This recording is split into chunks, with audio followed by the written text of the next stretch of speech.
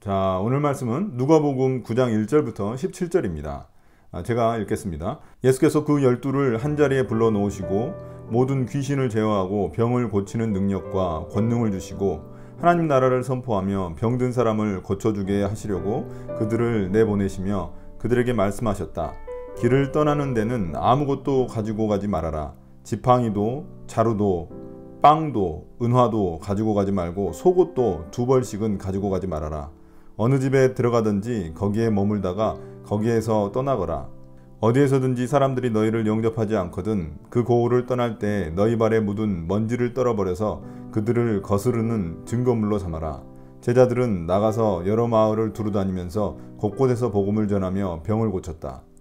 분봉왕 헤롯은 이 모든 일을 듣고서 당황하였다. 왜냐하면 어떤 사람들은 요한이 죽은 사람들 가운데서 살아났다고 하고 또 어떤 사람들은 엘리야가 나타났다고 하고 또 어떤 사람들은 옛 예언자 가운데 한 사람이 살아났다고 말하기 때문이었다. 그러나 헤롯은 이렇게 말하였다. 요한은 내가 목을 베어 죽였는데 내게 이런 소문이 파다하게 들리는 사람은 누구인가? 그는 예수를 만나고 싶어 하였다. 사도들이 돌아와서 자기들이 한 모든 일을 예수께 이야기하였다. 예수께서는 그들을 데리고 따로 벳세다라고 하는 고을로 물러가셨다. 그러나 무리가 그것을 알고서 그를 따라갔다. 예수께서는 그들을 맞이하셔서 하나님 나라를 말씀해 주시고 또 병고침을 받아야 할 사람들을 고쳐주셨다. 그런데 날이 저물기 시작하니 12제자가 다가와서 예수께 말씀드렸다. 무리를 헤쳐보내어 주위의 마을과 농가로 찾아가서 잠자리도 구하고 먹을 것도 구하게 하십시오. 우리가 있는 여기는 빈들입니다. 그러나 예수께서는 그들에게 말씀하셨다. 너희가 그들에게 먹을 것을 주어라. 그들이 말하였다. 우리에게는 빵 5개와 물고기 2마리밖에 없습니다. 우리가 나가서 이 모든 사람들이 다 먹을 수 있을 만큼 먹을 것을 사지 않으면 안 되겠습니다. 거기에는 남자만 또 약 5,000명이 있었다. 예수께서 제자들에게 말씀하셨다. 사람들을 한 50명씩 떼를 지어서 앉게 하여라. 제자들이 그대로 하여 모두 다 앉게 하였다. 예수께서 빵 5개와 물고기 2마리를 손에 들고 하늘을 우러러 쳐다보시고 그것들을 축복하신 다음에 떼어서 제자들에게 주시고 무리 앞에 놓게 하셨다. 그들은 모두 배불리 먹었다. 그리고 남은 부스러기를 주워 모으니 12광줄이나 되었다. 아멘. 오늘 말씀에서 저희가 먼저 첫 번째 봐야 될 부분은 뭐냐면 이 단락들이 전체 누가복음에서 어떤 위치를 차지하고 있느냐를 보는 겁니다. 여기 보면은 이제 제자들 이야기가 이제 먼저 나오거든요. 제자들을 이제 파송하는 이야기가 이제 등장합니다.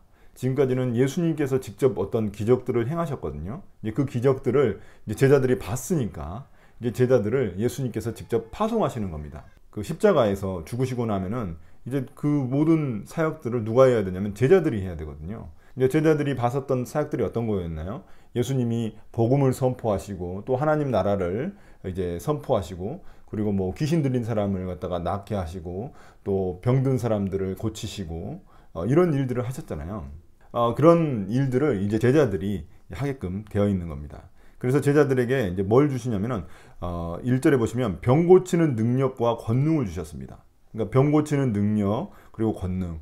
그러니까 이거는 철저히 제자들의 능력이 아니라 예수님이 그들에게 능력과 권위를 주시고 그들을 파송하신 거죠. 그러니까 예수님의 사역을 그들이 대신하는 겁니다.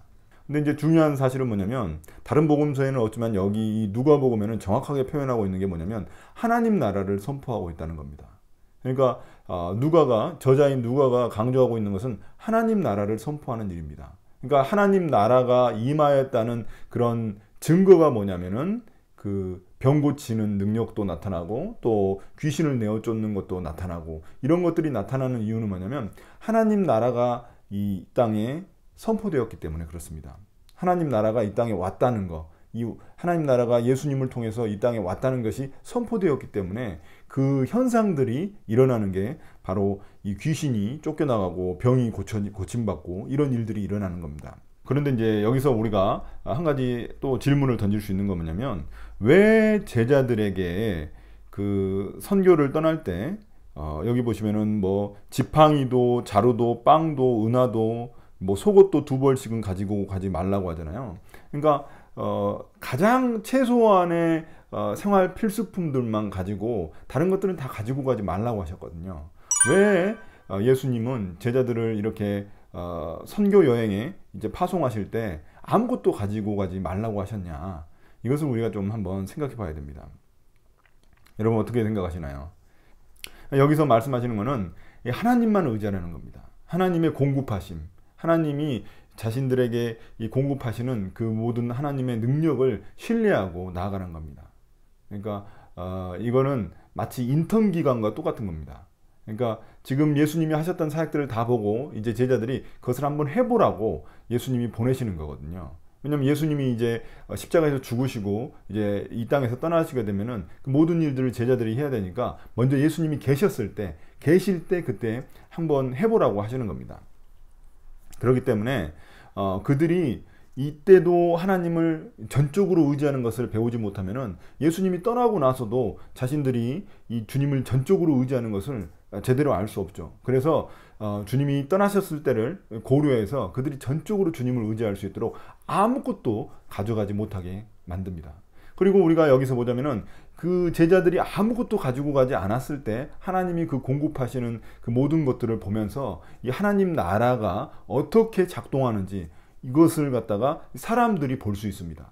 그러니까 복음은 입으로만 선포하는 것이 아니라 제자들의 삶을 통해서 제자들의 삶 가운데 하나님의 공급하심을 보면서 하나님 나라의 복음을 사람들이 볼 수 있는 겁니다. 그렇기 때문에 예수님은 철저히 이 제자들이 아무것도 가지고 가지 않도록 하신 겁니다. 그리고 또한 이 제자들이 주로 복음을 선포하는 사람들은 누구냐면은 가난한 자들입니다. 가난한 자들인데도 불구하고 제자들이 여러 가지 많은 것들을 챙겨간다면은 이건 좀 문제가 있겠죠. 본인들이 가난한 자로서 가난한 자에게 복음을 선포하기 때문에 아무것도 가져가지 않는 게 그들에게는 옳은 겁니다. 그리고 한 가지 또 하나님만 전적으로 의지하는 것, 이것도 중요하지만 또 사람을 의지하는 것도 되게 중요합니다. 이게 무슨 의미냐면은 여기 보시면 4절에 어느 집에 들어가든지 거기 머물다가 거기에서 떠나거라 이렇게 이야기하셨잖아요. 그러니까 자신들을 영접하는 사람들, 반응이 좀 좋은 사람들, 그 집에 가서 머물라는 겁니다. 그러니까 자신들의 피로를 이런 사람들의 공급을 통해서 그들이 얻게 되는 것이죠. 그걸 통해서 무엇을 이제 본인들이 깨닫게 되나요? 그 사람들과 이제 그 집에서 지내면서 인격적인 관계를 갖고 또 그들이 정말로 필요로 하는 게 어떤 물질적인 것인지 아니면 그들의 영적인 필요들을 보게 되고 또 관계적인 필요들, 이런 모든 것들을 보면서 그들이 이제 복음을 선포하는 것이죠. 하나님 나라의 복음을 선포하고 그들이 회복될 수 있도록 하는 겁니다. 그러니까 제자들은 복음을 주고 사람들은 제자들의 필요를 챙겨주는 겁니다. 이게 예수님의 이 선교와 전도 전략입니다. 우리가 지금 하고 있는 거랑 너무 다르죠. 우리는 여름에 단기 선교 가가지고 막 바리바리 싸가가지고 그냥 막 필요한 것들 막 나눠주잖아요. 근데 그런 방식이 아니었다는 겁니다. 그러니까 철저하게 주님을 의지하게끔 하고, 그래서 아무것도 가져가지 못하게 하고, 그들의 집에 가가지고 그들의 집에 머물면서 그들과 인격적인 관계를 맺고 그들이 제자들의 필요를 채워주면서 제자들은 복음으로 그들의 필요를 채워주는 거. 이게 바로 예수님이 제자들을 이 전도 여행으로 파송하신 그런 어떤 목적이었습니다.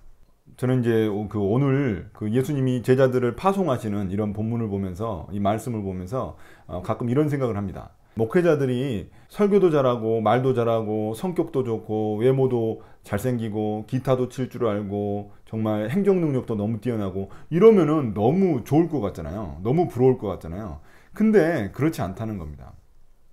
그러면은 주님을 의지하지 않게 되잖아요. 내가 모든 걸 다 갖추고 있어. 그러면 주님을 의지하지 않게 되죠. 근데 내가 부족하기 때문에 주님의 그 공급하심과 주님의 능력을 의지하게 되는 겁니다. 그래서 내가 좀 부족하고 연약할지라도 그걸 통해서 내가 주님을 더 의지하게 되고 또 주님의 그 공급하심을 내가 믿을 수 있기 때문에, 더 신뢰할 수 있기 때문에 그게 바로 우리에게는 하나의 힘과 능력이 된다는 겁니다. 그래서 나한테는 뭐 이게 없다 저게 없다 이렇게 불평할 필요가 없습니다. 왜냐하면 우리의 부족과 연약함, 그것이 바로 주님이 일하시는 어떤 공간이 되고 어떤 무대가 되기 때문에 그렇습니다. 그런 찬양 있지 않습니까? 약할 때 강함 되시네. 제가 제일 좋아하는 찬양인데, 그 약할 때 강함 되시는 그 주님을 우리의 부족과 연약함을 통해서 만날 수 있기 때문에 그렇습니다. 마지막 질문은 뭐냐면, 이 오병이어의 사건은 어떤 의미를 가지고 있느냐 하는 겁니다. 이 오병이어의 사건은 어떤 의미가 있을까요? 먼저 이 오병이어의 사건은 제자들과 연관이 있습니다. 왜냐하면 제자들이 이제 그 복음 전도 사역을 하고 돌아왔기 때문에 그들은 막 진짜 여러 가지 일들을 겪었을 거예요. 뭐 귀신도 쫓아내고 또 병든 사람도 고치고 뭐 엄청난 일들을 많이 겪었기 때문에 예수님께 막 그런 이야기를 했을 거예요. 그래서 예수님이 그걸 들으시고 이제 제자들에게 좀 더 심도 있는 그런 이야기를 가르침을 주시기 위해서 제자들과 함께 좀 심도 얻고 하면서 가르침도 주시기 위해서 벳세다라고 가셨는데 그 벳세다까지 그 무리들이 다 쫓아온 겁니다.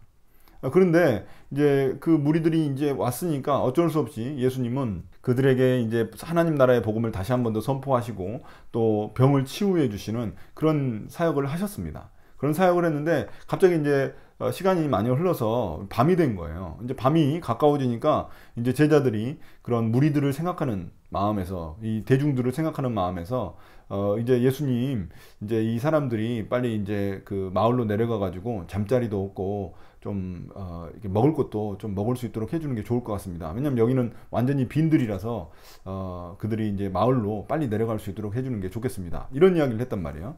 근데 여기에 대해서 예수님은 뭐라고 이야기하시냐면은 너희들이 그들에게 먹을 것을 주라고 하시는 거예요. 이게 무슨 말이냐 도대체.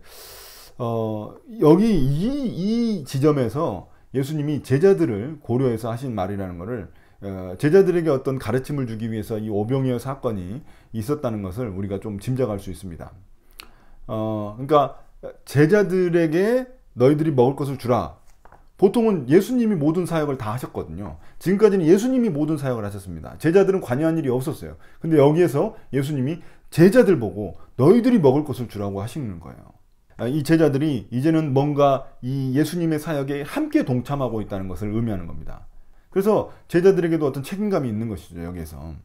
근데 제자들은 이 예수님의 물음에 어떻게 반응한다고요? 자신의 머리로 반응합니다. 이성으로 반응합니다. 뭐라고 반응하냐면은 자신들이 가지고 있는 거는 빵 5개와 물고기 2마리밖에 없다는 거예요. 이거는 아주 객관적인 사실에 대한 보고죠. 그러니까 자기가 가지고 있는 거 객관적인 사실에 대한 보고입니다. 이거는 빵 5개와 물고기 2마리밖에 없기 때문에 자신들이 가가지고 뭔가를 사오지 않으면 안 되겠다는 거예요.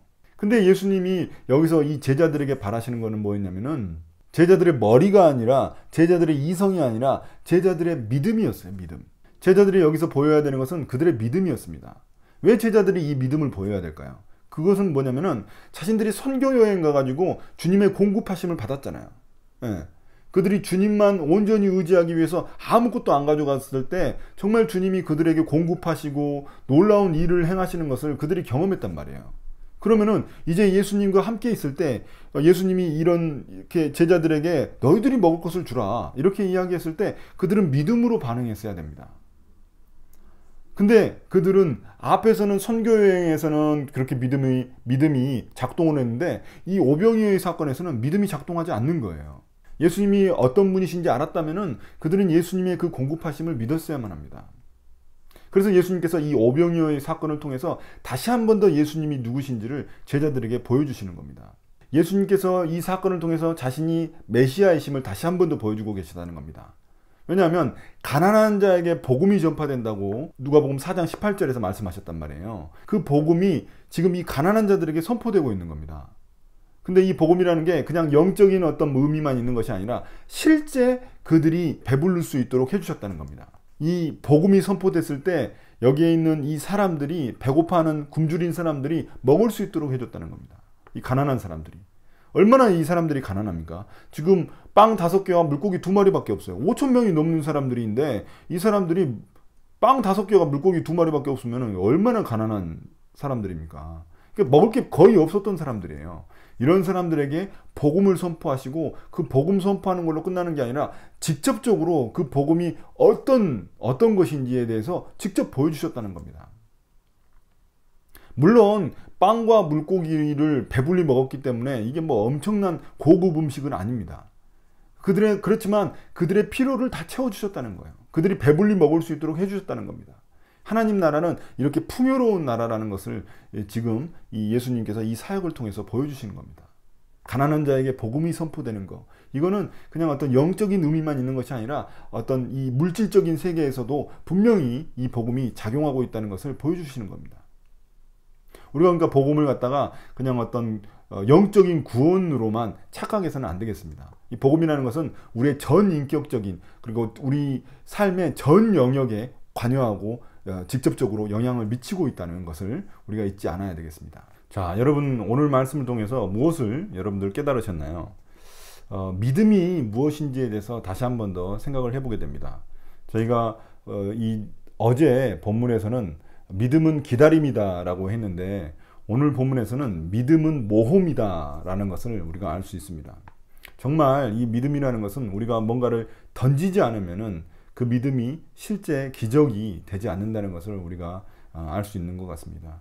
주님은 정말 주님을 전적으로 의지했을 때 이 놀라운 기적들과 일들을 하셨다는 것을 보게 됩니다. 우리가 우리의 부족한 모습들 많죠. 우리의 연약한 모습들 많죠. 그러나 이것이 우리의 부족과 연약으로 끝나는 것이 아니라 우리가 믿음을 가지고 주님을 전적으로 의지하면 주님이 그 우리의 연약함과 부족을 채우시고 주님이 일하시는 그 기회를, 그 공간을 우리가 만들어 드린다는 것을 우리가 기억하면 좋겠습니다. 오늘도 나의 부족을 너무나 불평하지 마시고 주님의 놀라운 능력과 주님의 놀라운 행하심을 우리가 의지하고 나아갔으면 좋겠습니다. 오늘 말씀을 마치겠습니다. 감사합니다.